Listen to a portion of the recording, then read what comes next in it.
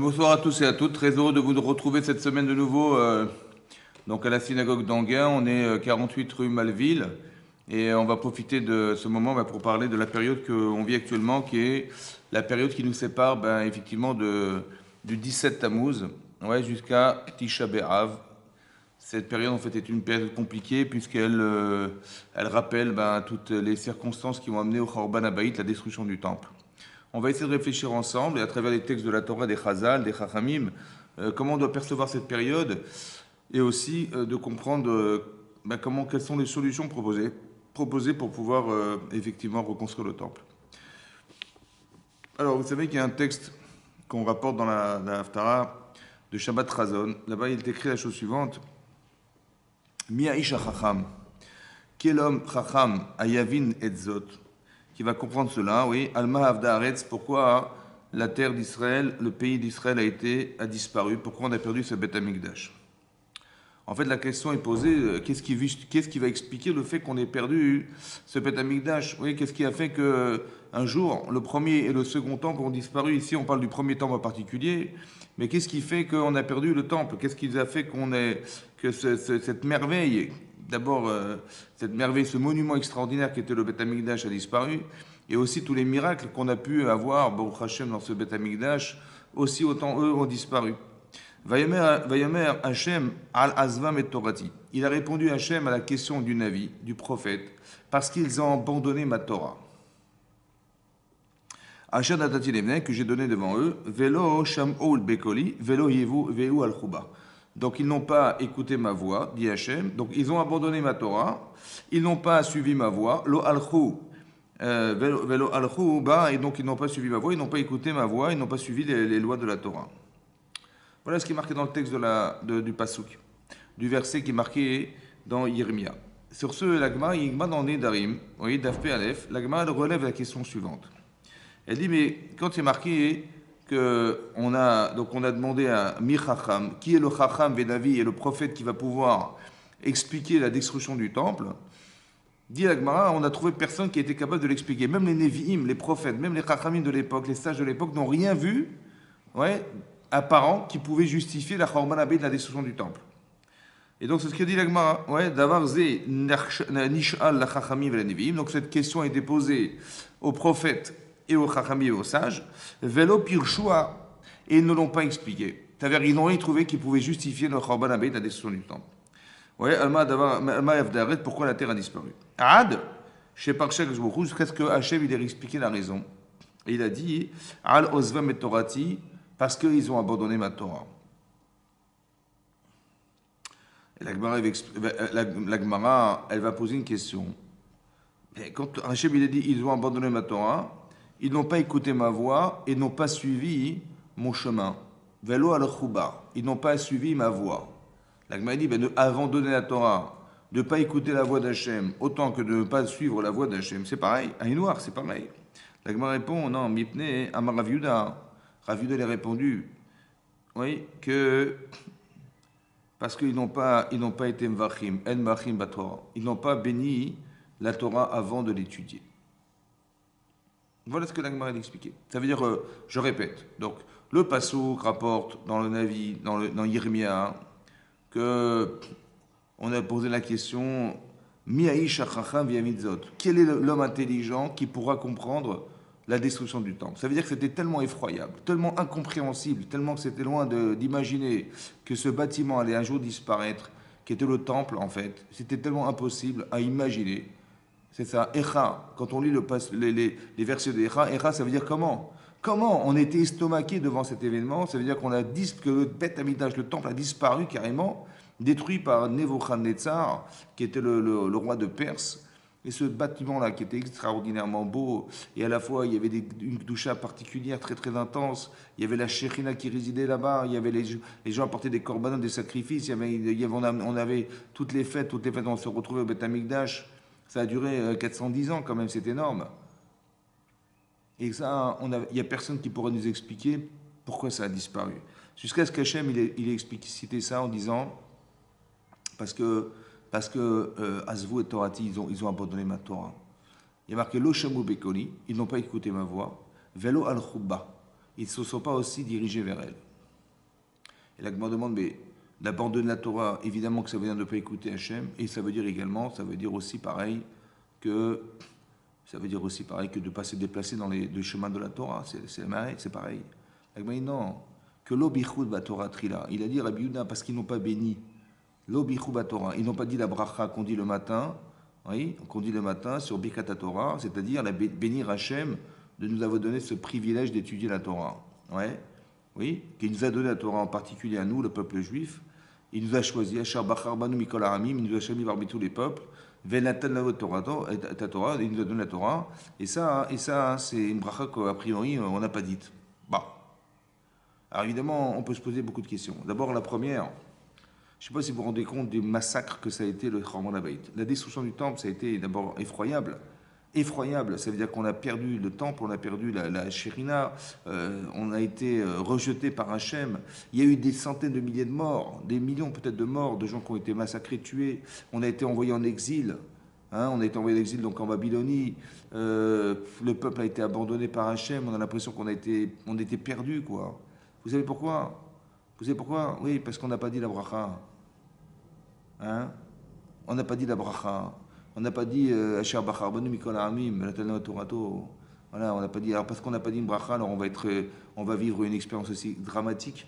On va voir le Beth Amikdash s'autodétruire. On va voir des millions de personnes partir en exil en Babylonie parce qu'on n'a pas dit une bracha. Comment comprendre ce texte? Comment c'est possible? À part ça, il faut aussi comprendre autre chose. Il y a une autre Gemara. Donc là, on a été en train de citer la Gemara dans les Darim d'Af Aleph. Il y a un autre traité dans le Chasse qui est dans la Gemara dans Yuma d'Aftet Amoudbet. La Gemara dit là-bas que le premier Beth Amikdash, il a été détruit à cause de 3 fautes. Et le deuxième à cause d'une seule faute. Le premier Beth Amikdash, il a été détruit à cause de 3 avérat, de 3 fautes. Avodazara, ça veut dire qu'on était idolâtre. Gilou Yarayot, ça veut dire que les gens pratiquaient l'idolâtrie, l'adultère.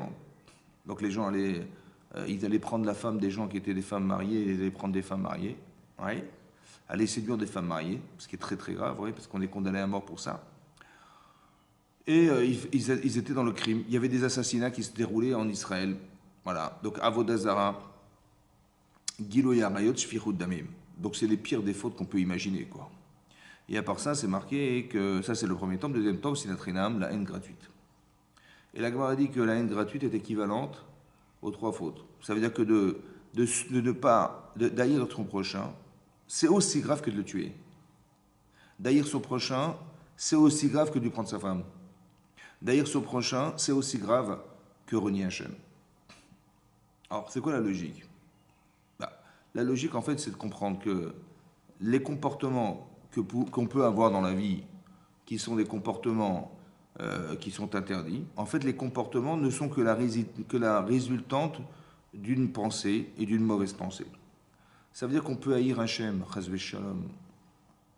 On peut haïr les hommes qu'Hachem il a créés, mais à travers le fait qu'on haïsse les hommes, on haït Hachem à travers lui, parce que à travers le fait qu'on haïsse les hommes, parce que c'est Hachem qui les a créés. Vous comprenez? Donc, en fait, d'haïr les hommes, c'est d'haïr la création d'Hachem. Et donc de se passer d'Hachem. D'haïr les hommes, c'est d'avoir une telle haine qu'on peut lui prendre sa femme. D'accord? C'est ça. De ne pas supporter l'autre ou de dénigrer l'autre autant que de ne pas le considérer.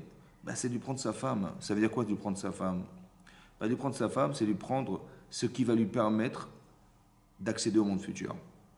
Parce qu'on devient par son épouse. Ouais, quand la Torah nous dit que au départ, comme c'est marqué la Gemara en Nida explique là-bas, qu'on dit bat ploni les ponis. Vous savez, on dit la fille d'un tel, elle rejoindrait cet homme. Ça veut dire qu'il y a un déterminisme dans le fait qu'on puisse un jour savoir que notre femme, c'est celle qu'on avait choisie, c'est celle qui était la nôtre un jour. Mais quand elle était la nôtre un jour? On dit bat ploni, dans le ciel, on dit la fille d'un tel est un tel. En fait, je vous explique que en fait, le principe, il est clair. C'est que, en fait, le principe est clair, c'est que avant qu'on naisse, on était dans le Gan Eden, dans le monde futur. On est dans le monde des Neshamot, le monde des âmes. En fait, il faut savoir que dans le monde des âmes, on était ensemble avec notre épouse. Ça veut dire que l'âme de mon épouse et moi, nous étions là. Et qu'est-ce qui s'est passé? On nous a séparés un jour. Ben, l'enfant, garçon qui va naître, il va en fait se détacher de son âme féminine, de sa partie féminine. L'objectif, en fait, c'était d'arriver au Lamaba. Mais comment ça va se passer? Alors, vous avez compris qu'on nous sépare un jour et on se retrouve un jour. Mais on oublie, on a oublié, on n'a jamais peut-être su, je ne sais pas, qu'un jour on était liés tous les deux. Et qu'est-ce que fait Hachem? Il nous fait oublier cette rencontre. Et qu'est-ce qu'il fait? Il fait que un jour, à l'âge où on a envie de se marier, on retrouve son âme sœur. En fait, l'âme sœur qu'on choisit, c'est celle qui avait été déjà désignée au départ. Ou bien celle qu'Hachem a désignée après. Parce que on peut perdre, en fait, on peut perdre son âme sœur prévue au départ, puisque l'Agma dans Sotat Avbet explique là-bas qu'on va choisir sa femme et son mari, les filles maracéem, en fonction de nos actes. Ça veut dire que ce que vous faites, c'est ce que vous êtes. Et ben, si vous avez été en coordination avec ce qu'on espérait de vous, vous avez la femme qui va avec, puisqu'elle a continué à vivre et à exercer ce qu'elle devait être. Et si lui ou elle ont décidé de changer de chemin, ça veut dire qu'on a le libre arbitre, donc on peut choisir sa vie. Et on s'est détourné en fait de son origine, on va dire, et donc on s'est détourné de son épouse ou de son mari. Donc en fonction des gens, en fonction des choix de l'homme, en fonction des actes de l'homme et de la femme, alors il y a une femme et un homme qui lui correspondent. Soit c'est le Zivug Rishon, c'est-à-dire le premier couple organisé au départ, soit c'est celui qu'on va devoir organiser après. Mais de toute façon, on trouve son âme sœur. Et donc d'expliquer, l'Agma d'expliquer qu'au départ, on était ensemble. On nous a séparés, pourquoi? Parce que l'objectif, c'est de se retrouver. Et l'objectif étant de se retrouver, donc tout l'objectif de la création de l'homme sur la terre et de la femme sur la terre, qui était d'arriver au Lamaba, au monde futur, il faut le mériter, ce monde futur. Alors il va essentiellement se mesurer à une problématique. C'est pour ça qu'on a tellement de mal, et c'est pour ça que c'est un fléau, que les gens, ils n'arrivent pas à se supporter.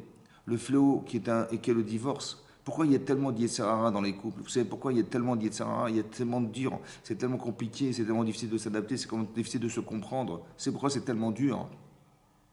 Parce que c'est l'objectif. Parce que c'est ce qu'Hachem il attend. C'est ce qu'Hachem il espère. Vous comprenez? C'est ça qu'Hachem il attend de nous. Qu'on arrive à confronter sa vie, essentiellement de couple, pour faire que je vais me débarrasser de mon mauvais penchant, pour essayer de mieux comprendre que ma vie, elle ne peut pas s'articuler sans mon épouse. D'accord? Autant qu'elle ne peut pas s'articuler sur mon mari. C'est impossible. Et donc, qu'est-ce que je vais faire? Je vais faire un travail de midot. C'est-à-dire, je vais faire attention à ce que je dis, à ce que je raconte, à ce que je pense, à ma façon d'agir, à ma façon de penser, à ma façon de m'adapter, de m'acclimater à l'autre. Voilà. Et donc, si vous voulez, le plus grand chesed qu'on peut faire dans la vie, le plus grand chesed, c'est-à-dire le plus grand acte de bonté, la plus grande reconnaissance qu'on peut avoir dans sa vie, le rapprochement le plus puissant et le plus intime qu'on peut avoir, c'est avec son mari et sa femme. Donc si on arrive à faire ça, on arrive à comprendre qu'on a à gagner d'être ensemble et pas que c'est un problème d'être ensemble, alors on a tout gagné, on a gagné son Yitzhara, on a gagné, on a réussi à atteindre le monde futur, c'est ça l'objectif. Donc quand la personne prend la femme de l'autre, vous avez compris qu'on prend l'objectif originel de l'homme. Quand on lui vole sa femme, c'est grammatique. Parce que vous savez que la loi est claire, c'est que si une femme elle trompe son mari, lorsqu'elle est mariée, elle peut regretter toute sa vie. Elle peut dire pardon, excuse-moi, j'ai fait une bêtise, j'ai eu un mauvais penchant, tout ce que vous voulez. C'est trop tard, c'est fini. C'est dire, elle est interdite à son mari à jamais. Ça veut dire que la neshama dorénavant, d'origine, elle disparaît, coupée en deux, parce que madame est interdite à son mari. Elle est interdite à jamais à son mari. Donc on dit, c'est pas grave, c'est partie de la vie, vous comprenez. Et c'est peut-être même de sa faute, j'en sais rien, peut-être, c'est vrai. Mais est-ce que c'était un choix d'aller voir ailleurs? Non. Alors la Torah nous dit, tu sais, celui qui fait ça, celui qui le vit ou celui qui le propose, c'est très grave. Il n'a pas de part au monde futur. Parce qu'il a détruit le monde futur. C'est ça le problème. Et donc c'est très grave. Avodazara, Gilo Yarayot, Shfichut Damim. Ou bien il y a une autre façon de détruire les gens, c'est de les tuer carrément. Ou bien de les dépouiller. Ça veut dire de voler les gens. Oui, on sait que la destruction du monde au début de la création du monde, puisque Hachem a créé le monde à partir d'Adam Arishon, ça s'est perpétué jusqu'à Noach. Mais on sait pertinemment que ce monde-là a disparu. Il a disparu, détruit, noyé par le déluge, à cause de trois fautes essentielles, dit Rachid, disent les Chachamim. Il y a marqué Ishrit kol basar et darko alaretz. A été corrompu l'homme sur la terre, les hommes sur la terre. Et la corruption, c'est quoi? Rachid expliquait, c'est l'idolâtrie. Et Rachid expliquait, c'est l'adultère. Les deux, Rachid rapporte. Et c'est marqué, va timale aretz Hamas. La terre à l'époque était pleine de vol. Et le vol, c'est quoi le vol? C'est ce qui détruit la relation qu'on a avec les autres par les moyens qu'on nous donne, qui est l'argent. C'est pour ça que l'Agma dans les Darim explique là-bas d'Afsir Madalet, elle dit là-bas que Ani Chashif Kemet, un pauvre est considéré comme un mort. Pourquoi il est mort? Il n'est pas mort. Il est comme un mort. Pourquoi c'est comme un mort? Parce que quand on ne peut pas exprimer quoi que ce soit, on n'a pas les moyens de l'exprimer, on n'a pas d'argent, on est comme mort. Et donc, qu'est-ce que font les gens? Ils dépouillent les autres. Ils les tuent, en fait, quelque part. Alors, ils ne les tuent pas physiquement, évidemment, mais quelque part de ne pas avoir les moyens d'exprimer ce qu'on doit être et que ça passe essentiellement par un moyen essentiel qui est l'argent. Alors, effectivement, le type qui ne peut pas s'exprimer, il ne peut rien faire, il ne peut pas acheter, il ne peut pas communiquer, il ne peut pas partager, il ne peut rien faire. Il est mort, quelque part mort. Et donc, c'est ça. Donc, en fait, on a trois façons de détruire le monde. Soit on renie Hachem, oui. Soit on prend la femme de l'autre, ouais. Soit on tue l'autre, ou bien on vole l'autre. Voilà. Ces trois éléments-là, c'est soit spirituellement très fort parce qu'on se passe de Dieu. Deuxièmement, on prive la personne derrière soi en lui prenant sa femme de le priver du monde futur, et ça c'est très grave. Et donc ça veut dire que quelque part on nous prive nous-mêmes, Chas Vesham, du monde futur, si on a voulu priver celui des autres. Mais c'est pas le principe que Dieu il va punir la personne qui a essayé de faire en fait ce qu'elle ne supporte pas. Non, c'est qu'en faisant un acte pareil, on se coupe du monde futur. Vous comprenez ce que ça veut dire? Si je me passe d'Hachem, bon que j'ai pas envie de le voir, je veux bien. Comment voudriez-vous qu'on arrive à rentrer dans la Maba si on n'a pas envie de voir Hachem? C'est impossible. Donc c'est pas lui qui ferme les portes. C'est pas lui qui dit non, mais tu as fauté, je suis désolé, tu rentres pas chez moi. Non, c'est qu'on veut pas rentrer chez lui. Quand on fait Avodazara, quand on est devenu idolâtre, évidemment qu'on n'a même pas envie d'imaginer que Dieu il est là, c'est pas possible. Et donc ce fait de le refuser, c'est nous qui ne voulons pas rentrer chez lui. On ne veut pas s'inviter chez lui. Non, on ne veut pas. Lui, il veut bien nous inviter, hein, mais lui, on veut pas nous rentrer chez lui. Donc c'est pas une punition, c'est simplement la conséquence évidente du fait qu'on n'ait pas envie de retrouver un Hachem. Ça c'est l'Avodazara. Lorsqu'on prend la femme de l'autre, on lui prend son monde futur. Ça veut dire que tu t'en fiches du monde futur. Tu t'en fiches du monde futur parce que tu veux prendre celui des autres. C'est-à-dire que tu veux priver les autres du monde futur en lui prenant sa femme. Tu vas séduire sa femme, Razak. Super, hein, Razak, t'es content, hein. T'es content, hein, mais tu l'as privé du monde futur. Mais pourquoi tu l'as privé? Parce que tu t'en fiches, toi, du monde futur. Ah, tu t'en fiches. Alors ça veut dire aussi que, ça veut dire que tu n'en veux pas. Donc quand quelqu'un il fait une avéra pareille, une faute pareille, c'est pas qu'on l'a privé du monde futur et qu'on lui dit tu n'iras pas au monde futur. Non, c'est qu'il lui dit clairement j'ai pas envie d'y aller. D'accord? Et si la personne tue la personne en face aussi, elle le prive de son corps pour y arriver, pour faire des mitzvot, pour atteindre quelque chose qui est le niveau qu'il devrait atteindre pour lui permettre d'accéder au monde futur, de mériter le monde. S'il n'a pas son corps, il ne peut pas. Ou s'il n'a pas les moyens non plus. Donc de le priver de pouvoir y accéder autant que de le tuer, parce que physiquement il sera incapable d'agir et d'être démonstrateur de son désir d'aller au monde futur, c'est pareil. Donc il sera privé du monde futur, celui qui fait une chose pareille. Donc c'est clairement marqué dans la Gemara qu'en vérité tout ça c'est articulé parce qu'on ne supporte pas les gens, vous comprenez? Voilà. Ou on ne supporte pas. Voilà, la sinatrinam, ça veut dire que ça peut s'expliquer dans le fait que c'est pas le fait qu'on va haïr forcément les gens, c'est qu'il y a un manque de relation qui s'appelle la haine. D'accord? La haine, c'est pas, il ne faut pas traduire forcément, je pense, hein, on ne doit pas forcément traduire ça comme la haine, comme on pourrait traduire en français, la haine gratuite, ça veut dire on ne peut pas voir les gens, on ne peut pas leur parler, on ne les supporte pas, on est haineux vis-à-vis d'eux. Non. Peut-être que la haine dont on parle dans la Torah, c'est pas celle-là. C'est une autre haine, Laquelle? Alors c'est marqué dans la Torah, c'est marqué la chose suivante.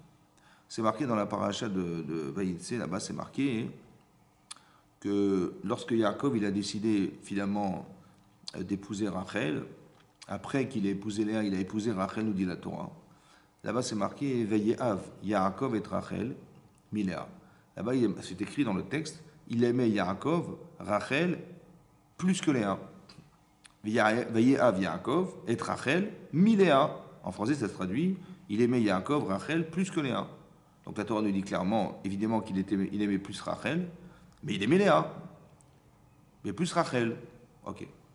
Et c'est marqué là-bas, Vayar Hashem, il a vu Hashem, Akadosh Baruch Hu, qui se noue à Léa, qui était à Léa. Vaïftach et Rachma. Et donc il a ouvert sa matrice vers Rachel Akara, alors que Rachel est restée stérile.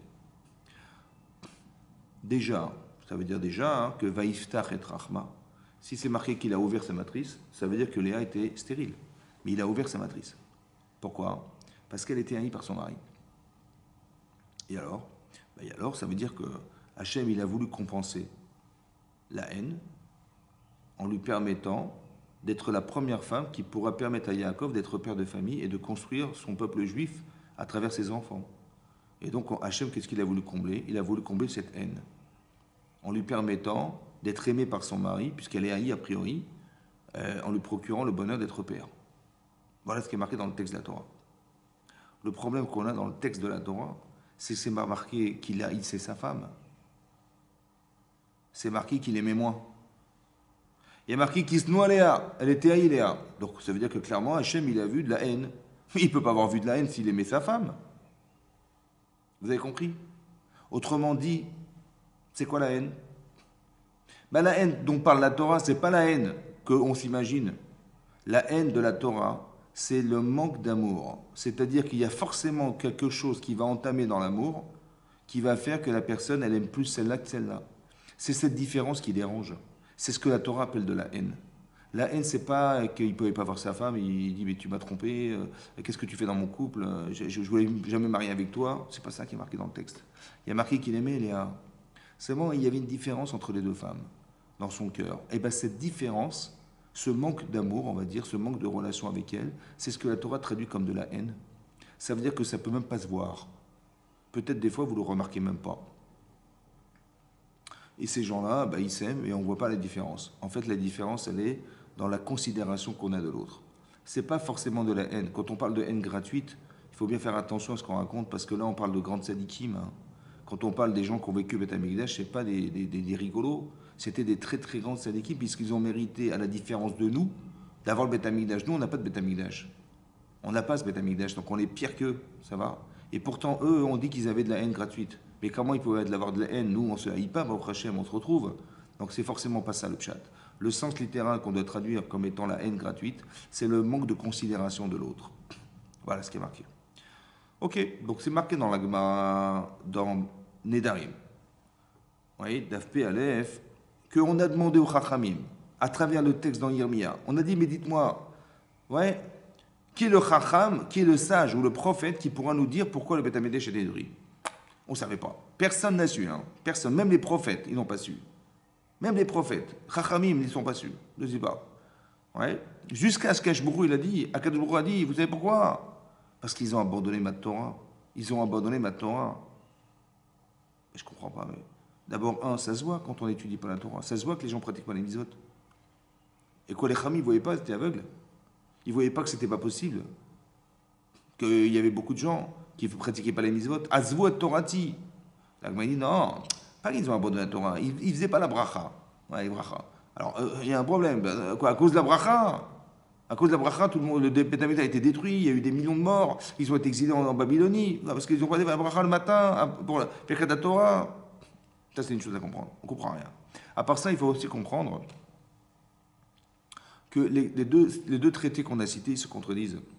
D'un côté, c'est marqué dans l'Akbar, dans Nedarim, oui, qu'on n'a jamais su pourquoi. Jusqu'à ce qu'Akadosh Baruch Hu, il ait dévoilé un secret que personne ne connaissait, qu'ils avaient abandonné la Torah. Voilà. Mais ça ne se voyait pas, ça. Mais d'un côté, la Gemara dans Yuma, elle dit clairement qu'ils pratiquaient la Vodazara. Ils étaient idolâtres, les gens étaient idolâtres. Que les gens, ils tuaient des gens. Que des gens, ils pratiquaient l'adultère. Alors comment concilier les deux Gemarot? D'un côté, c'est marqué dans le Passouk, dans Yirmiya, personne n'a su, vous savez, personne. Ouais. Mi'aïch ha-chacham, v'yamin netzot.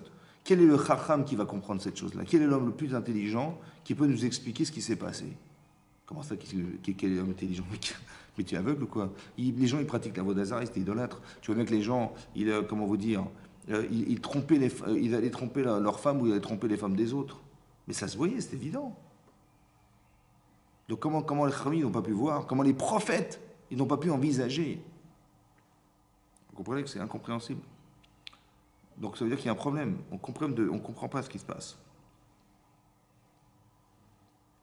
En fait, quelle est la raison fondamentale qui a fait que le temple a été détruit? Quoi? À cause d'une bracha qu'on n'a pas dite, une bénédiction qu'on n'a pas dite? C'est franchement, ça paraît ridicule. Alors Loran, qui est un commentaire du Chasse, Rabbeinu Nissim, là-bas il explique, il dit comme ça. Il a trouvé dans un sefer, un livre, qui s'appelle Megillat Starim, que le Rabbeinu Yonah a écrit. Donc Rabbeinu Yonah, c'est un Rishon. Il a créé un livre qui s'appelle Megillat Starim. Et là-bas, il explique le Rav que ce qu'a voulu dire Hachem, l'obichou batorah trila, ils n'ont pas prié, ils n'ont pas dit la bénédiction avant d'étudier la Torah. C'est que, en fait, quand on dit une bracha sur quelque chose, c'est qu'elle est importante. Et là, manifestement, de ne pas bénir, ça veut dire de déconsidérer la bracha. Et il explique le Ran, au nom du Rabbeinu Yonah, que les gens n'étudient pas la Torah, les Shem Shamayim. C'est-à-dire que les gens étudient la Torah. Mais pourquoi les prophètes n'ont pas vu? Parce que c'est ce qu'on ne peut pas voir. Comment vous allez voir que quelqu'un il étudie les Shem Shamayim ou pas? Les Shem Shamayim, ça veut dire au nom du ciel. Les Shem Shamayim, au nom d'Hachem. Ça veut dire que j'étudie la Torah sans intérêt personnel, on va dire sans intérêt, sans aucune considération, mais si ce n'est que d'accomplir la mitzvah de Talmud Torah, d'étude de la Torah. Et ça, ça ne peut pas se voir. Vous voyez des gens, ils étudient la Torah, mais on ne peut pas savoir si c'est les Shem Shamayim ou pas. C'est pour ça qu'explique le Rabbeinu Yonah, dans la Megillat Starim, il explique là-bas que c'est pour ça que les Névim n'ont pas pu voir.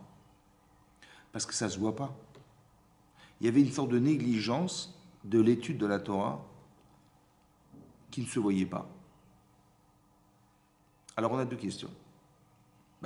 La première question qu'on a, c'est évidemment que ça ne répond pas à la question de savoir que ça ne se voyait pas. C'est-à-dire quoi? Ok, ça ne se voit pas, mais ça n'explique pas la contradiction des textes qu'ils faisaient Avodazara et ils n'ont pas vu qu'ils faisaient Avodazara.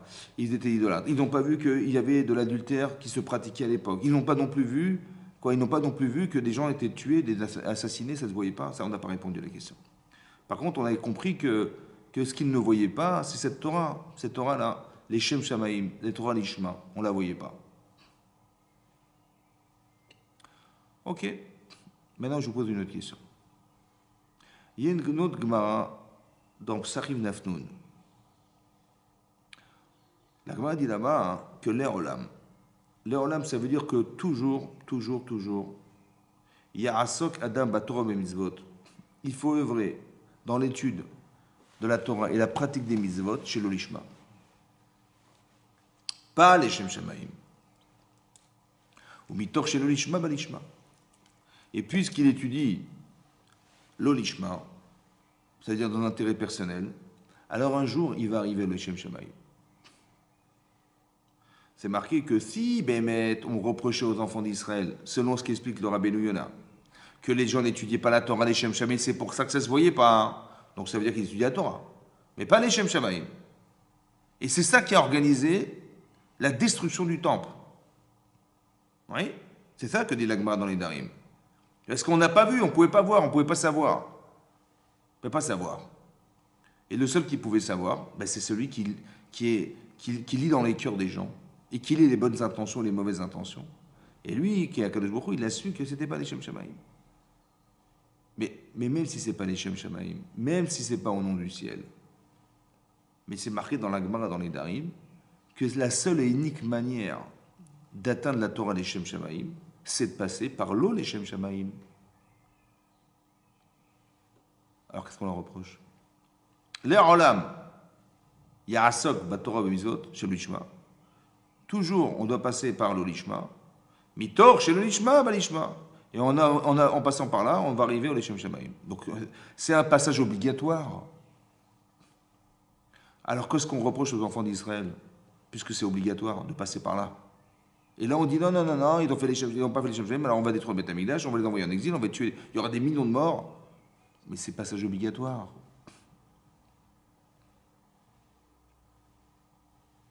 Tosfot, il pose une question. Il y a un Tosfot dans Psachim Nafnoun qui pose la question suivante. D'un côté, il y a marqué dans la Gemara, dans Psachim Nafnoun, que l'air, on doit étudier la Torah, l'Olishma, pas les Shem Shamayim. On mitor chez l'Olishma, pas l'Olishma. Et de l'autre côté, c'est marqué que celui qui n'étudie pas la Torah les Shem Shamayim, mutav chez Yafor Shiyato al-Panav. C'est mieux que dans le ventre de sa mère, son placenta, il se retourne contre lui, il l'étouffe et qu'il meurt dans le ventre de sa mère. Donc, Tosfot, il pose une question. Il ne comprend pas. Il y a une autre contradiction dans le chasse. D'un côté, c'est marqué qu'on est obligé, passage obligatoire, de passer par l'Olishma. Et d'un autre côté, c'est marqué que celui qui étudie l'Ishma, comme c'est grave, Moutav chez Afor Shiliato le Panav. C'était préférable que le placenta de sa mère dans son ventre, il se retourne contre ce bébé et il meurt dans le ventre de sa mère. Tellement c'était grave. Il faut les savoir. Oui, non. Tosfot, il répond comme ça. Tosfot sont les petits-enfants de Rashi. Ils ont expliqué en disant il y a deux lolishma. Il y a un lolishma qui est nécessaire, obligatoire.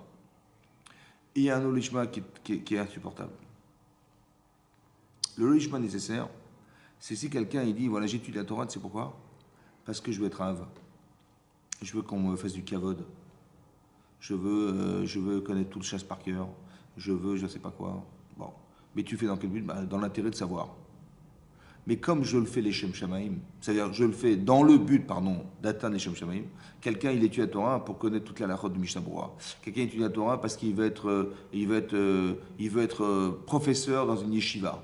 Quelqu'un étudie la Torah parce qu'il veut être un rosh yeshiva. Quelqu'un étudie la Torah parce qu'il veut être un juge. Quelqu'un étudie la Torah parce que je ne sais pas quoi, il veut être un rabbin. Voilà.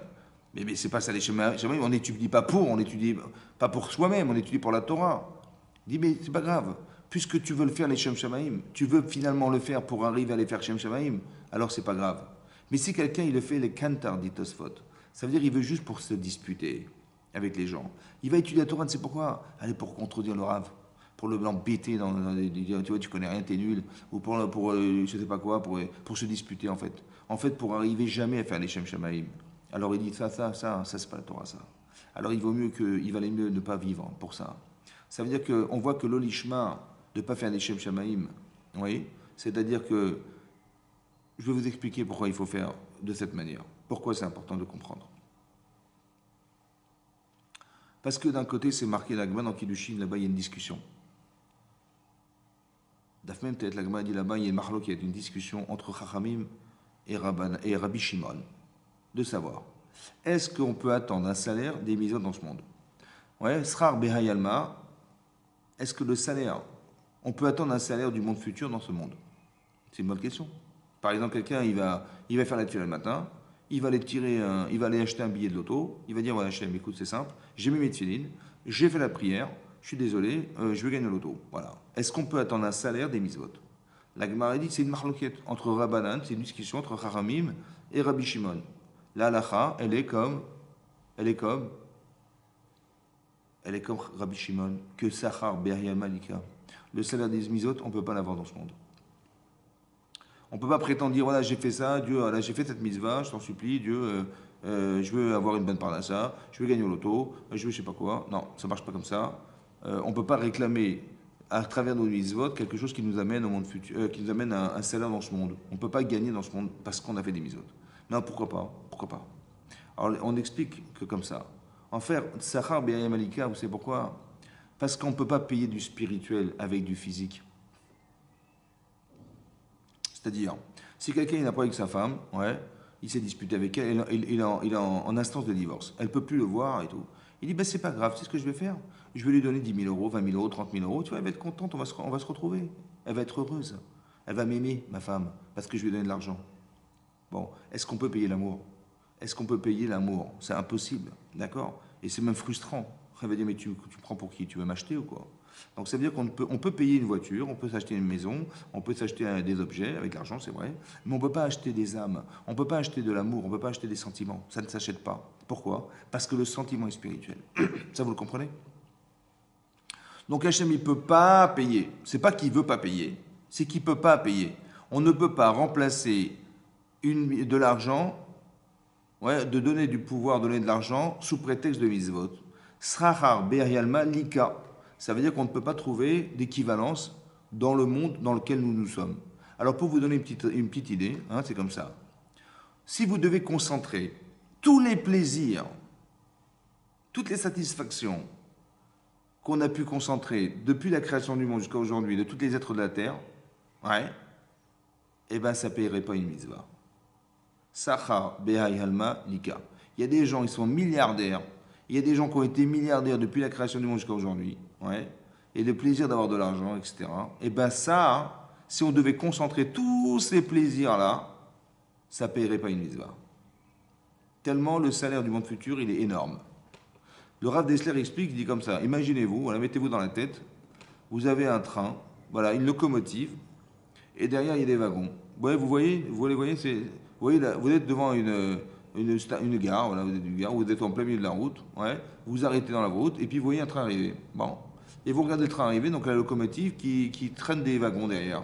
Mais dans chaque wagon que vous voyez derrière, il y a des clés. Et il y a des clés, avec une seule clé, vous ouvrez tous les coffres de la Banque de France. Voilà. Et le train, il est bourré de clés. D'accord. Quand vous ouvrez la porte, toutes les clés elles tombent par terre. Donc il y a des clés, mais de partout, c'est débordant de clés. Dans chaque wagon, il y a des clés débordant dans chaque wagon. Et vous avez des wagons, et des wagons, et des wagons, et des wagons, et des wagons, ça ne s'arrête pas. Des wagons sans cesse, sans arrêt, sans arrêt, sans arrêt. Et ça ne s'arrête pas. Pourquoi? Parce qu'on ne peut pas payer un salaire dans ce monde, c'est impossible. Ok. D'un autre côté, c'est marqué qu'il y a une mitzvah de Talmud Torah. Il y a une mitzvah d'étudier la Torah.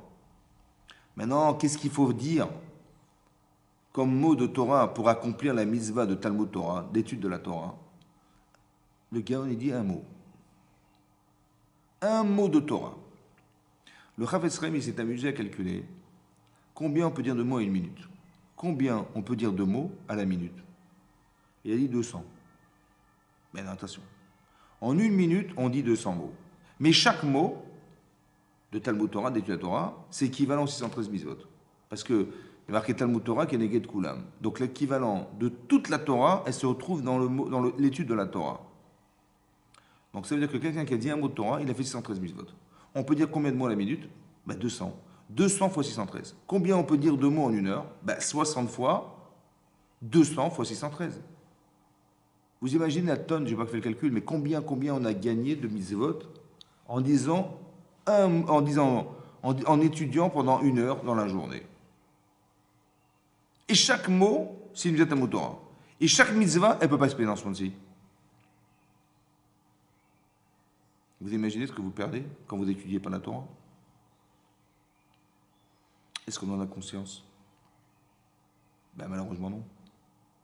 Si par exemple je vous dis, écoutez c'est simple, je vais vous proposer un travail, vous allez travailler chez moi, je vais vous demander un travail très très facile, très simple, vous allez remplir des enveloppes, c'est-à-dire vous allez mettre le nom, le prénom, l'adresse, le code postal et la ville, et je vous donne 550 millions d'euros, 550 millions d'euros par mois.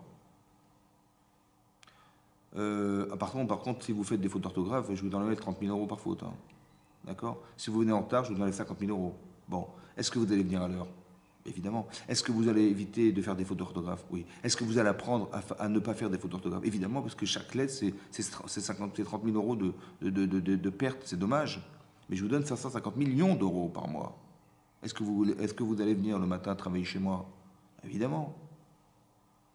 Mais vous savez quoi?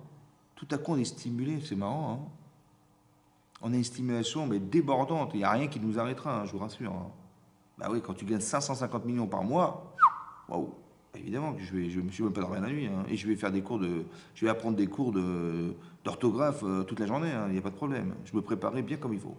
Maintenant, ça, c'est ce que je vais gagner par mois. Mais vous savez ce que vous gagnez quand vous étudiez la Torah? Quand vous pratiquez les mitzvot?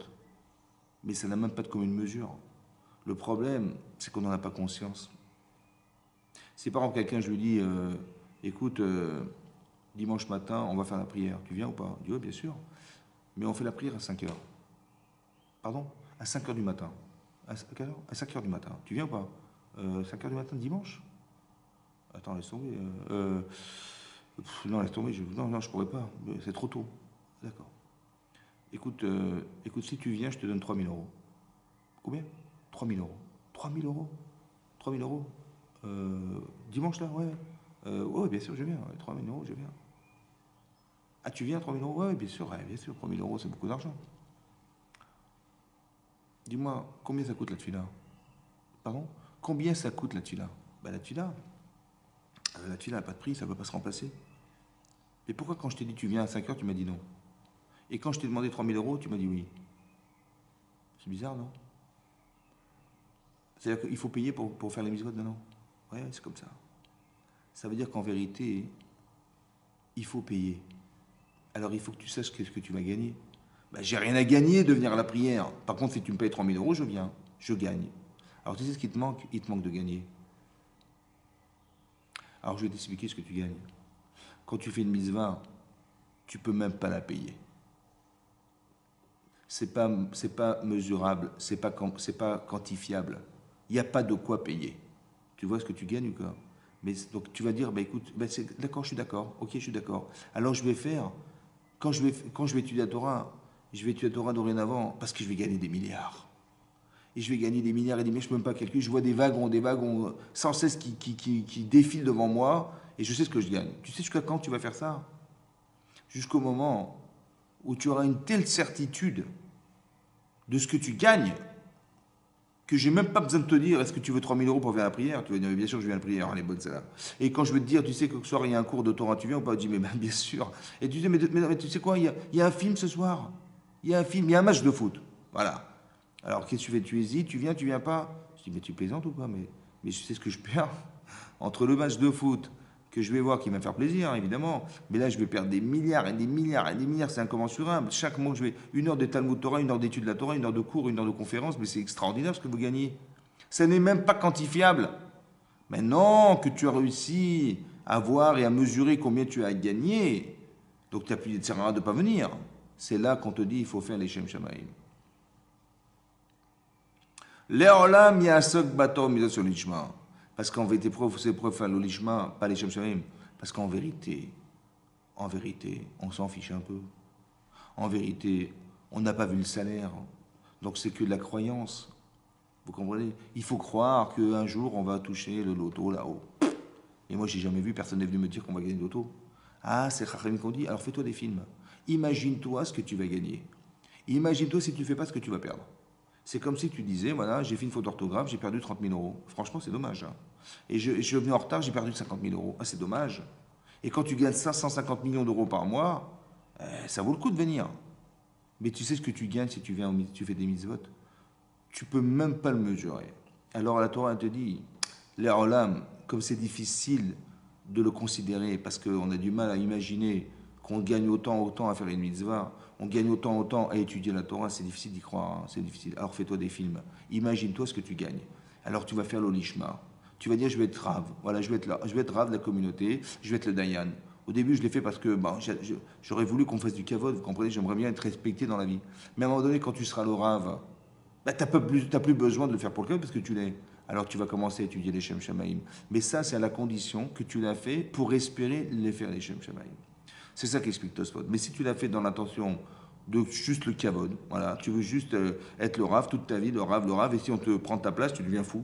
Ou bien si quelqu'un il te fait un reproche, tu te vexes. Ouais. Alors là, c'est un problème. Parce que on t'a pas demandé d'être rave, ouais, pour te vexer, on t'a demandé d'être rave au service des autres. Et si tu t'es trompé, bah, tu l'acceptes. D'accord? On ne cherche pas le kavod pour le kavod, on cherche le kavod pour se respecter, pour que la Torah, elle soit respectée. Vous avez compris? Quand vous voyez un rave arriver, on se lève. Mais ce n'est pas devant lui qu'on se lève. On se lève devant lui, on se lève devant sa Torah, c'est pas lui. Quand vous voyez un Sefer Torah, vous vous levez pourquoi? Bah, on ne se lève pas devant du parchemin. Hein. On se lève devant le message que porte le parchemin. Et ça, c'est important, ça. D'accord? Sinon, c'est de la vodazara, c'est de l'idolâtrie. Donc, on n'est pas des idolâtres, on est des gens qui respectons le message. On respecte le message du Sefer Torah et on respecte le message du Rav. C'est ça, c'est pour ça qu'on se lève, parce qu'il représente Hachem, il représente la Shrina.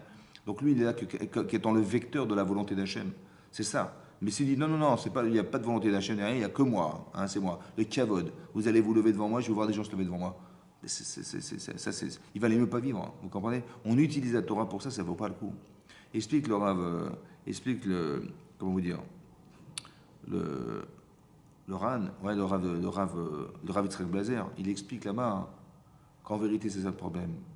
C'est qu'on est arrivé à faire chez l'Olechem Shamaim, c'est vrai, mais un l'Olechem Shamaim qui n'a pas de lishma.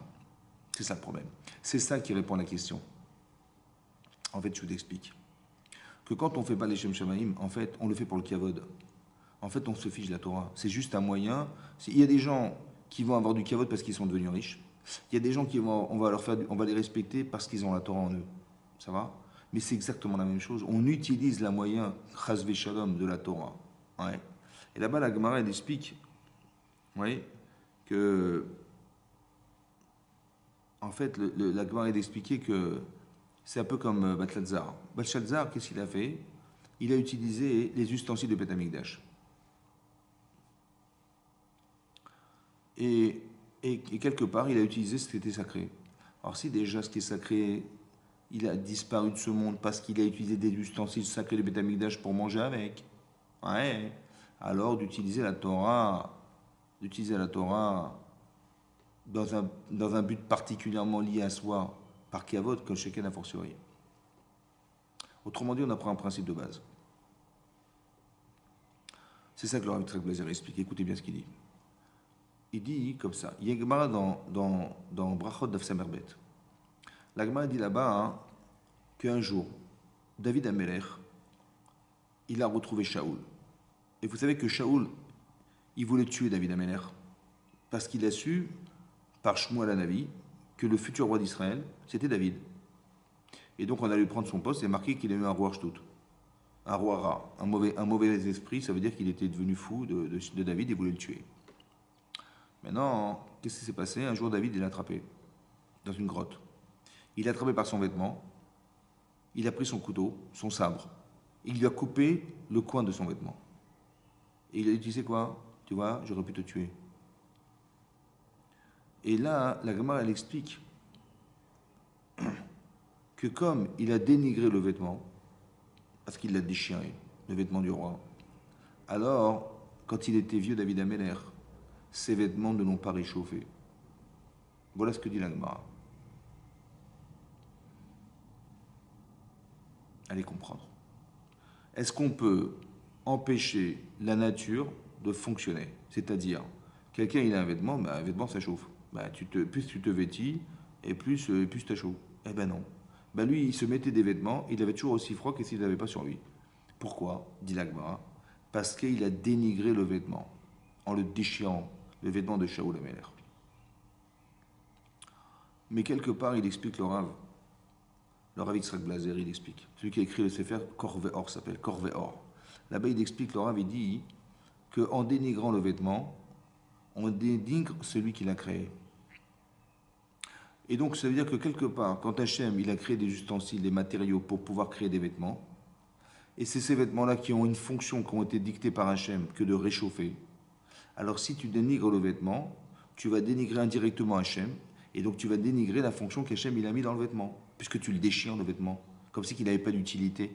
Alors Hachem il va faire en sorte que si tu renies Hachem, alors quelque part, parce que tu ne reconnais pas l'importance que revêt ce vêtement, alors Hachem il ne va pas te donner la fonction qu'il a de la nature, c'est-à-dire de pouvoir utiliser ce vêtement comme il faut. Et bien c'est pareil dans la Torah. C'est-à-dire que la Torah, hein, elle nous protège. Où c'est marqué ça? C'est marqué, il y a une Gemara dans Sota Daf Kaf Alef.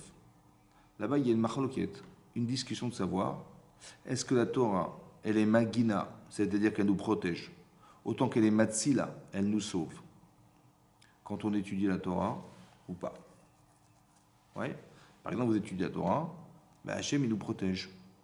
Ouais, autant qu'il nous sauve. Alors, qu'est-ce qu'il y a de différent entre protéger et sauver? Rachid dit que protéger, c'est qu'on n'aura pas de dommages.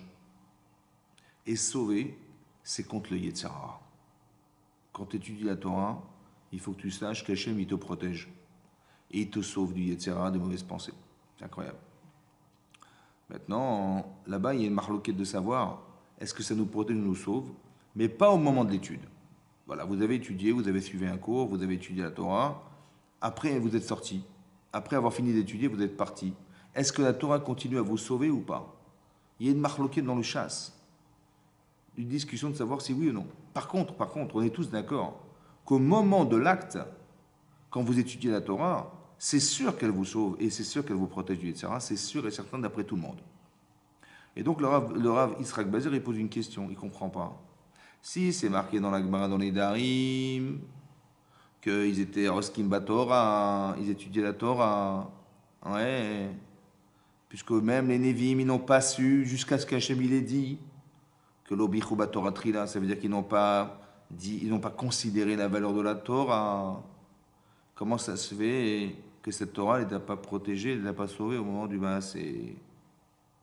Ils sont tous morts. Ils sont partis en exil. On a perdu Beth Amikdash. Ça veut dire qu'on a fait Avodah Zarah, Gilou Yaraesh Fechut Damim. Mais comment c'est possible? La Torah, elle aurait dû les protéger.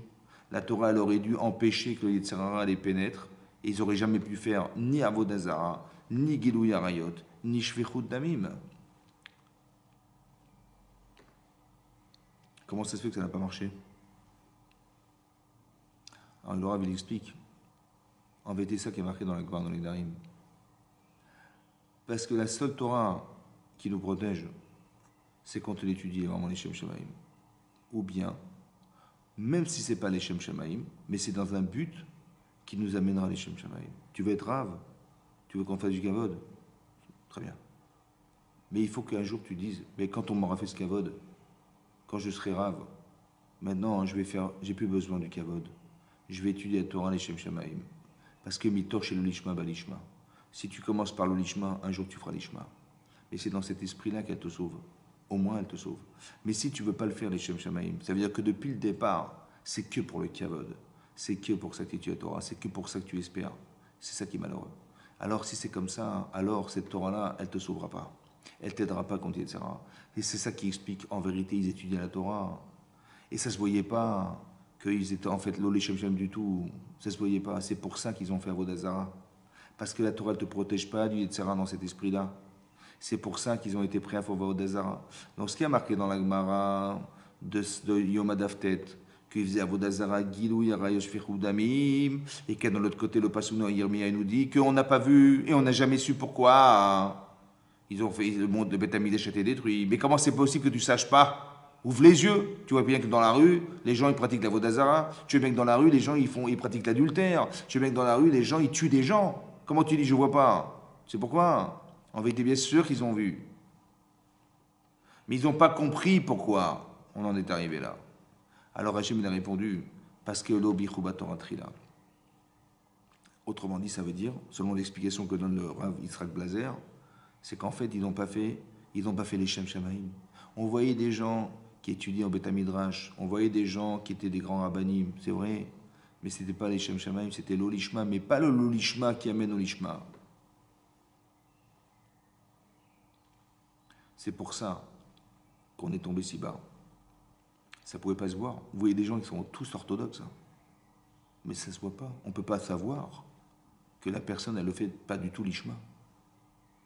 Alors je vous explique un truc. Si déjà les gens, ils étaient dans la Torah, malheureusement, cette Torah-là, ils l'ont utilisée comme un moyen d'avoir du kavod, mais que du kavod. Alors nous, Rabotai, même pas on ouvre un livre, même pas on étudie la halakha. Mais comment voudriez-vous qu'Hachem, il envoie le Beth Amikdash? Comment voudriez-vous qu'Hachem, il envoie le Mashiach? Comment voudriez-vous qu'Hachem, il reconstruise au temple? Si déjà, quand il étudie la Torah toute la journée, mais pas les Shem Shamaim, alors Hachem, il a détruit le temple pour ça. Alors vous comprenez pourquoi aujourd'hui, il n'est pas construit le temple. Parce que nous, on n'est même pas capable d'ouvrir un livre. On n'est même pas capable de s'interroger. On n'est même pas capable de connaître une Gemara. On n'est même pas capable d'ouvrir un Mishnah Bora. On n'est pas capable de lire la Paracha. Mais qu'est-ce que vous croyez qu'en faisant rien, on va arriver à ce que Hachem il va être Shochen Shrinato sur Israël? Mais dans quel film vous avez arrivé ça? Dans quel film vous avez cru que ça allait se passer comme ça? On dit, on attend le Mashiach, on attend... Mais t'attends quoi? Puisque tu n'es même pas en rapport avec la Torah, Bichlal. Qu'est-ce que tu crois qu'il va venir comme ça, le Mashiach? Mais il faut le vouloir. Il faut avoir envie d'avoir des réponses. Parce que vous savez que tous les técous du chasse, tout ce qui est marqué técous, ça veut dire que c'est le Mashiach qui va répondre à des questions qui sont marquées dans le chasse qu'on n'a pas solutionnées. Mais est-ce que ça vous intéresse de les savoir? Est-ce que ça vous interpelle de les connaître? Est-ce que ça vous dérange de ne pas avoir des réponses?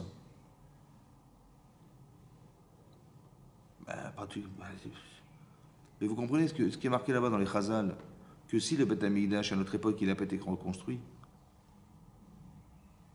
il aurait été détruit aujourd'hui aussi. Ça veut dire que si on avait eu la chance, aujourd'hui, en 2021, d'avoir à Jérusalem le Beth Amikdash, le temple, aujourd'hui on aurait vu quelqu'un qui serait venu le détruire. Comme ça dit Khamim. Ça veut dire que s'il n'est pas là, c'est qu'à notre époque il aurait été détruit comme à l'époque. Mais ne vous étonnez pas. c'est évident qu'il aurait été détruit. Vous savez pourquoi? Parce que notre époque, elle est même pire que celle qu'il y avait à l'époque. Encore les gens, ils faisaient les mitzvot. Encore les gens, ils étudiaient la Torah. C'est moi, qu'est-ce qui a fait qu'il y a eu du Yetzirah? Parce que cette Torah-là, c'est pas celle-là qu'on veut. Il y a une Torah vivante et une Torah morte. La Torah vivante, c'est la Torah qui t'amène un jour à respecter Hachem, à respecter les créatures. La Torah qui te fait vivre, c'est celle qui te permet, au minimum, de pouvoir faire, même l'olishma, quelque chose qui t'amène à faire un peu les Shem Shamaim. Tu le fais pour Hachem. C'est-à-dire que la question que tu devrais te poser tous les jours, c'est de te demander, est-ce que ce que je fais correspond à ce qu'Hachem aurait voulu que je fasse? Bémet, hein. Ça veut dire qu'il t'arrive quelque chose, est-ce que tu vois Hachem dans ta vie? Tu dis, ouais, il m'arrivait ça, je dis, ah, quelle galère, quel machin, quelle lourdeur, à cause de celui-là, à cause de celui-là. En fait, tu n'as rien compris, mon chéri. Tout ce qui t'arrive, en fait, ça a été réfléchi par Hachem. Et donc, Hachem, il t'envoie des situations pour que tu réfléchisses à ta situation. S'il y a eu la destruction du temple, ça veut dire que quelque part, on ne le voulait pas, ce temple. Bah, évidemment, puisque on pouvait s'en passer. Aujourd'hui, si demain, on reconstruit le Beth Amikdash, ça vous intéresse ou pas? Bah, la plupart des gens vont dire, bah, ouais, bon, d'accord, sympa, ouais, sympa, ouais. Il y aura un nouveau bâtiment en plus dans le temple, super. Et alors? On va amener des corbanotes, et alors? On va voir la shrina, et à quoi ça sert? Hachem va résider quelque part, et alors? Vous comprenez? On ne sait même pas à quoi ça sert. On ne sait même pas qu'est-ce qu'on a gagné de l'avoir. Alors, est-ce que vous croyez une seconde qu'Hachem, il va le reconstruire? Dans cet esprit-là? Et c'est impossible, puisqu'on n'en a pas besoin. C'est ça qui est grave. Il ne faut pas s'étonner que c'est comme ça. Hein. Ben oui, parce qu'on n'a aucune commune mesure de ce qu'on a gagné. Puisqu'on s'en passe. Ben oui, on est prisonnier du travail, on est prisonnier... qui c'est qui étudie aujourd'hui? Franchement, qui c'est qui s'assoit au Beth Midrash, qui veut vraiment étudier la Torah? On n'est vraiment qu'une grande minorité. Et quand vous voyez des gouvernements en Israël qui vont priver des gens qui étudient la Torah de leur gain de pain pour pouvoir encore étudier, et on veut les étouffer, on veut les tuer, mais les gens ne se rendent même pas compte de ce qu'ils font. D'accord? Parce que quand on a un petit peu d'émouna, on sait bien que le monde, il tient grâce à l'étude de la Torah. Il tient grâce à vos mitzvot, évidemment. C'est marqué dans le verset, il m'allait chokot shemaim varet, il m'allait Torah. Si la Torah n'avait pas été donnée, chokot shemaim varet osamti, les lois du ciel et de la terre, je n'aurais pas placé. Ça veut dire que la terre, elle tourne grâce à l'étude de la Torah. La terre, elle tourne parce que, quelque part, on a choisi de faire que la direction qu'avait donnée Hachem au début de la création du monde à la Torah, elle s'accomplit grâce à nous, Baruch Hachem. Donc celui qui étudie la Torah, celui qui fait les mitzvot, ben, il va dans le sens de ce qu'Hachem espérait. C'est marqué dans le passage clairement. On a demandé au Nevi'im à l'époque du Chorban HaBeit Rishon, mais qui c'est qui peut nous expliquer ce qui s'est passé? Et ni les prophètes, et ni les Chachamim n'ont pu l'expliquer. Jusqu'à ce qu'Hachem il va dire, et dont ils ont demandé à Hachem, Veshalou et Hachem, il a répondu, Azvou et Torati, ils ont abandonné ma Torah. Lo Shamou et Koli, ils n'ont pas écouté ma voix. Velo al-Chouba, ils n'ont pas été dans les chemins de la Torah. La seule et unique manière de pouvoir atteindre le monde futur, mais c'est par l'étude de la Torah, Rotaï. C'est par les mitzvot. Mais comment tu veux faire des mitzvot si tu ne sais même pas de quoi il s'agit? Au moins, ouvre un chumash, ouvre une Mishnah, ouvre une Gemara, envoie tes enfants à la yeshiva. Si toi, tu n'as pas été, mais au moins, tu dis j'ai les boules, j'ai pas pu y aller, mais au moins, je vais envoyer mes enfants à la yeshiva. Mais même pas ça, tu fais. Mais comment tu veux arriver? Comment tu veux faire quoi? Mais c'est pas que tu vas pas y arriver, c'est que quelque part, tu n'as pas envie. Ça ne te parle pas, il y a d'autres choses à faire dans la vie. Ben, vas-y, il y a d'autres choses à faire dans la vie. À 120 ans, tu partiras, tu verras que tu vas retrouver ce que tu avais envie. Mais qui n'a rien à voir avec ce que tu vas retrouver. C'est l'enfer, là. Parce que tu vas te trouver dans un monde qui n'a rien à voir avec ce que tu t'es construit toute ta vie, quoi. Rien. On va te parler de notions, de chat, de mitzvot, de machin. Rien comprendre. De quoi tu parles? Je sais pas lire l'hébreu. Ah d'accord, ça va être compliqué. Hein. Il faudra peut-être commencer un jour. C'est ça le problème. Et se rendre compte de ce qu'on a à perdre dans l'histoire. L'olishma, ça veut dire je sais ce que je gagne. L'olishma, ça veut dire je sais ce que je vais perdre. Je sais. C'est comme ça. Ah, tu le sais maintenant. Alors, construis-le bien dans ton cœur, que tu sois clair. Si je te dis que ce que tu vas payer, si je te dis, tu sais quoi, tu n'as plus de salaire. À la fin du mois, tu n'as pas de salaire. Bah, tu dis, bah, comment je vais faire pour payer mon loyer, comment je vais faire pour entretenir ma famille. Mais là, mais ça, c'est que ton salaire dans ce monde-ci. C'était 3 000 euros que tu vas gagner à la fin du mois. Mais là, on parle de perte de salaire du monde futur, là-haut. Tu perds tout. Parce que ce qu'on te donne ici, ce sont des moyens. Les moyens, ben, on te les donne. De quoi faire? Ben, pour réussir ta vie. Laquelle? Ben, la vie professionnelle, évidemment. On est venu ici pour accumuler de l'argent dans un compte. Donc, plus tu as une belle parnassa, plus tu es content. Ta vie professionnelle. Ah bon, tu penses vraiment, franchement, c'est ça? Ta vie professionnelle. Ah bon, tu crois? Mais tu vois bien que tu te rends bien compte que tu pars pas avec. Hein. Ton compte, il va rester sur la terre. Hein, et tu ne monteras pas avec. Donc, ça veut dire que c'est autre chose. Il faut construire autre chose. En fait, il faut se construire une vie intérieure. Azvou et Torati, ils ont abandonné la Torah, l'obichou Torah, ça veut dire qu'il y a une déconsidération. Mais le pshat, c'est pas que Chazvé Shalom parce qu'on n'a pas dit une bénédiction. Il y a une déconsidération de la Torah. On utilise la Torah comme un moyen. Non. La Torah, on doit être respectueux et d'avoir la chance, le bonheur d'étudier la Torah pour connaître la volonté d'Hachem. Tout mon intérêt, tout notre intérêt, c'est d'étudier la Torah, de faire des mitzvot, parce qu'à travers un acte de mitzvah, vous prolongez la volonté d'Hachem dans ce monde.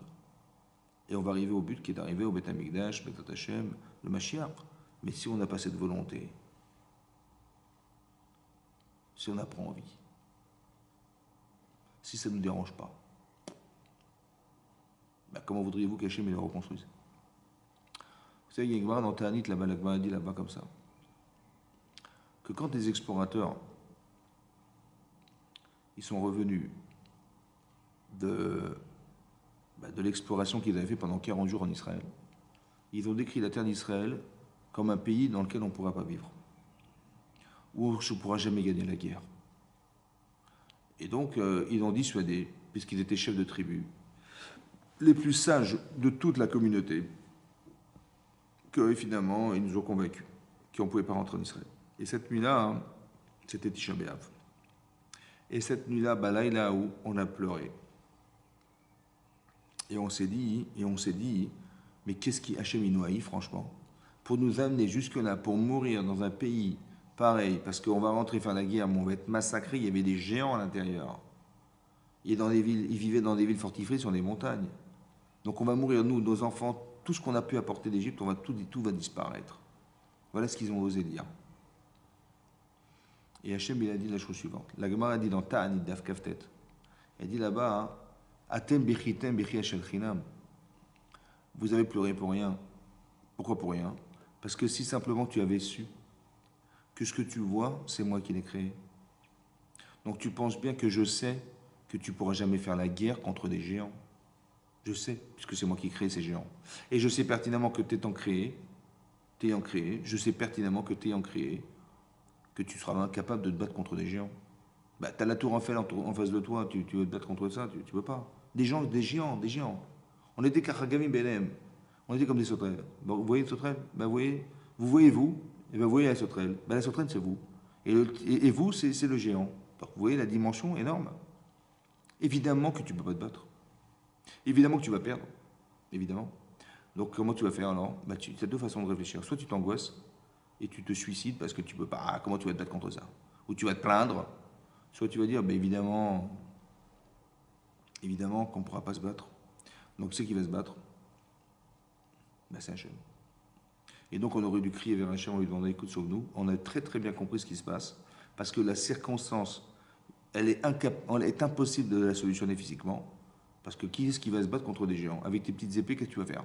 Et donc, ça veut dire que si c'est Hachem, il m'a dans une situation, il m'a placé dans une situation où je n'ai pas de solution personnelle, c'est forcément une invitation pour prier Hachem. C'est comme ça qu'il faut comprendre. Donc, c'est chinam, c'est dommage, c'est pour rien. On a pleuré pour rien. Alors Hachem, il dit, Ekvan Hachem Bechir les Dorot. Je fixerai des pleurs dans les générations à venir. Vous avez pleuré pour rien, dit le verset, dit le passage de la Gemara. Alors dit Hachem, je fixerai des pleurs. Et effectivement, à Tisha B'Av, on a perdu le premier temple, on a perdu le deuxième temple. Les Juifs d'Espagne ils ont été exilés en 1492.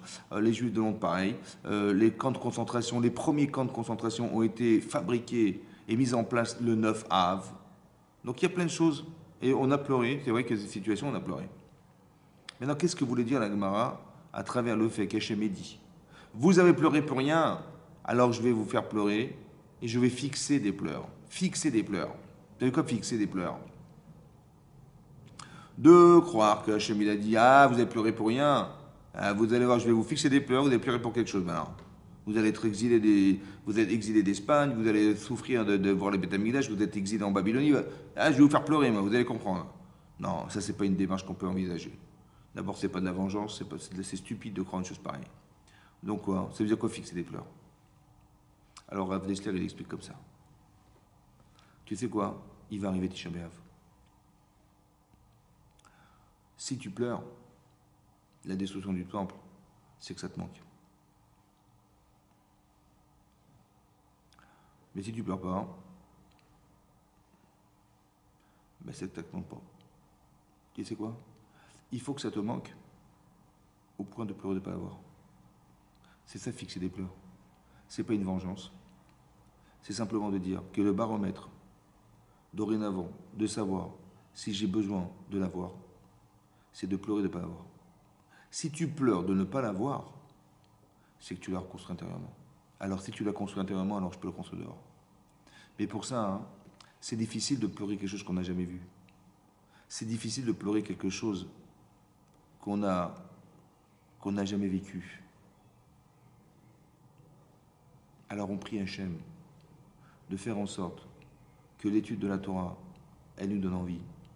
Elle nous sauve du Yetzer Hara. Elle nous sauve de tout ce qui nous entoure.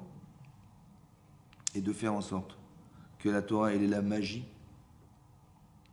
de nous empêcher de fauter, de nous donner envie de reconstruire ce temple, de nous donner envie de retrouver Hachem. Parce que tu étudies pour ça, tu étudies pour arriver les Shem Shamaim, tu étudies, tu fais tous des efforts pour. Alors on n'est pas des génies, on n'est pas des grandes sadikim, c'est vrai, mais au moins je le fais dans cet esprit-là. Quand je fais une mitzvah, je sais que j'accomplis quelque chose qu'Hachem a besoin que je fasse puisqu'il m'a proposé. Et ça, hein, ça nous permet peut-être de reconstruire quelque chose qui est le désir. Et ce désir-là, il est tellement fort que j'aurais envie d'apprendre, et encore de savoir, et encore de faire. Et ce désir est tellement fort que maintenant je me dis, mais qu'est-ce qu'on fout là?